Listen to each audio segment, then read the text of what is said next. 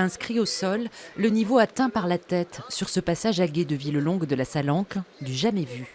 L'eau a partiellement inondé des rues, des routes du village, mais aussi des champs. Une première vague mercredi soir, une seconde jeudi en fin de journée. L'heure est à la reconnaissance des dégâts. Pour le maire, le pire a été évité. On s'en sort pas mal du tout. Les seuls qui payent un tribut important, c'est les agriculteurs qui perdent les récoltes. Hein. Mais nous, bon, il n'y a pas de dégâts dans les maisons, il n'y a pas de dégâts dans les masses. Les voiries, les dégâts sont quand même pas très importants, même s'il y a des points qu'il va falloir réparer. Les agriculteurs, eux, découvrent des champs dévastés. Ici, la récolte d'artichauts est perdue. C'est des variétés anciennes, ça, là-bas? C'est du maco? Voilà, bon. Là, ça me fait de la peine. Ici, l'eau est montée à plus d'un mètre, donc a recouvert entièrement les pieds d'artichaut.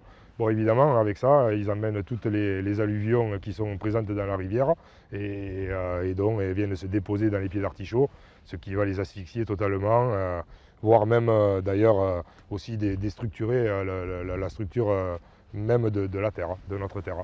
Une terre qu'il faudra nettoyer, nourrir, un travail sur le long terme.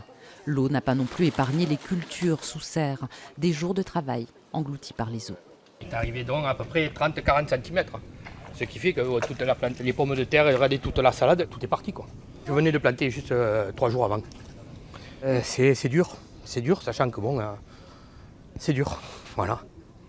Les agriculteurs espèrent obtenir un classement en calamité agricole pour les aider à faire face à ces pertes et ces dégâts qu'il est encore difficile de chiffrer pour l'heure.